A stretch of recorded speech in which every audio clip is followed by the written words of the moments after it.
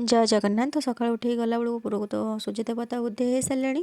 ତ ତାପରେ ମୁଁ ଏଠି ପତିତପାବନ ଦର୍ଶନ କରିଦେଇଥିଲି। ଆଉ ପତିତପାବନ ଆଜି ତ ମାନେ ଦେଖା ହିଁ ଯାଉନଥିଲେ ଠିକ୍ରେ, କାହିଁକିନା ବହୁତ ହିଁ ଏବେ ଶୀତ ଦିନ ଯୋଗୁଁ ବହୁତ କୁହୁଡ଼ି ରହୁଛି ସକାଳ ଟାଇମ୍ଟା। ତ ତାପରେ ମହାବୀରଙ୍କୁ ଦର୍ଶନ କରିଦେଇକି ଏଠି ଫୁଲ ତୋଳି ଦେଇଥିଲି। ଫୁଲ ତୋଳିକି ତଳକୁ ପଳେଇ ଆସିଥିଲି। ଚାହା କରିଦେଇଥିଲି, ଠାକୁରଙ୍କର ଛୋଟ ମୋଟ କାମ ଥିଲା ସାରି ଦେଇକି ଚାହା ପିଇ ଦେଇଥିଲି। ତ ତାପରେ ଟିଫିନ୍ ପାଇଁ ରେଡ଼ି ହେବାକୁ ଯିବାକୁଥିଲି। ଟିଫିନ୍ ପାଇଁ ରେଡ଼ି ହେଇକି ଗଲାବେଳକୁ ତ ଆଜି ଟିକେ ଟିଫିନ୍ରୁ ମାନେ ରିଲାକ୍ସ ମିଳିଥିଲା, କାହିଁକିନା ଟିଫିନ୍ ହେବାର ନଥିଲା। ତ ବାହାରୁ କିଣା ହେଇକି ଆସିଥିଲା ଟିଫିନ୍। ତ ତାପରେ ଏଇଠି ମାଙ୍କଡ଼ ପଳେଇ ଆସିଲା, ମାଙ୍କଡ଼କୁ ଖାଇବାକୁ ଦେଇ ଦେଇଥିଲି। ତ ସିଏ ତ କମ୍ପ୍ଲିଟ୍ ଖାଇବା କେବେ ଖାଏନି, ତ ମୁଁ ଗାଲିରେ ଜାକିକି ପଳାଏ, ସେ ବାହାରେ ହିଁ ଖାଏ। ତ ଟିଫିନ୍ରୁ ସିନା ଛୁଟି ମିଳିଲା, କିନ୍ତୁ ଆଜି ଯେହେତୁ ନନ୍ଭେଜ୍ ଥିଲା, ତ ନନ୍ଭେଜ୍ରେ କେଉଁ କାମରୁ ବଳିବ, ଟିଫିନ୍ ହେବା ଯାହା ନ ହେବା ସହିତ ସମାନ। ତ ମୁଁ ନନ୍ଭେଜ୍ ହେଲା ମାନେ ପ୍ରାୟତଃ ଡେରି ହୁଏ ବେଶୀ। ତ ସବୁବେଳେ ମୁଁ ଚେଷ୍ଟା କରେ କି ବହୁତ ଜଲ୍ଦି ନନ୍ଭେଜ୍ ଦିନମାନଙ୍କରେ ସାରିକି ଆସିବା ପାଇଁ, କିନ୍ତୁ ହେଲେ କମ୍ପ୍ଲିଟ୍ ହୁଏନି।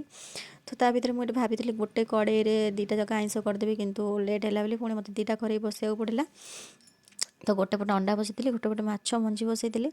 ଆଉ ନନ୍ଭେଜ୍ ମାନଙ୍କରେ ଯେଉଁ ଲେଟ୍ ହେଇଯାଏ, ମୋର ବି ଏକ୍ସଟ୍ରା ଗୋଟେ କାମ ଥାଏ। ମୁଁ ପ୍ରାୟତଃ ଚେଷ୍ଟା କରେ ରୋଷେଇ ଘରୁ ବହୁତ ଜଲ୍ଦି ରୋଷେଇ ସାରିକି ଆସିଲେ ମୋର କିଛି ଅଲଗା କାମ କରିବା ପାଇଁ। କିନ୍ତୁ ଭେଜ୍ ଦିନମାନଙ୍କର ତ ଜଲ୍ଦି ସରିଯାଏ, ନନ୍ଭେଜ୍ ମାନଙ୍କର ତ ସରେନି। ତ ଏମିତି ହେଇକି ମୁଁ ପୁରା ଚଟାପଟ ଦୁଇ ପଟେ ଗ୍ୟାସ୍ରେ ଦୁଇଟା କଡ଼େଇ ବସାଇଦେଲି। ଆଉ ଜଲ୍ଦି ଜଲ୍ଦି ତରକାରୀ ପତ୍ର ବି ସବୁ ସାରିଦେଲି।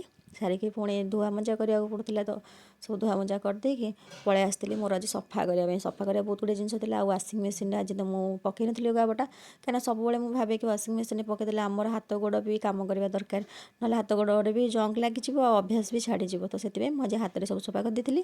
ତାପରେ ଏଠି ମୋର ଗୋଟେ ପାର୍ସଲ୍ ଆସିଥିଲା, ତ ମୁଁ ପାର୍ସଲ୍ଟା ଖୋଲିକି ଦେଖୁଥିଲି କ'ଣ ଥିଲା। ଦେଖିଲା ବେଳକୁ ସେଇଟା କଲର୍ ବକ୍ସ ମୁଁ ଗୋଟେ ଅର୍ଡ଼ର୍ କରିଥିଲି, କଲର୍ଟେ ମାନେ ମାର୍କର୍ କଲର୍ ଟାଇପ୍ର।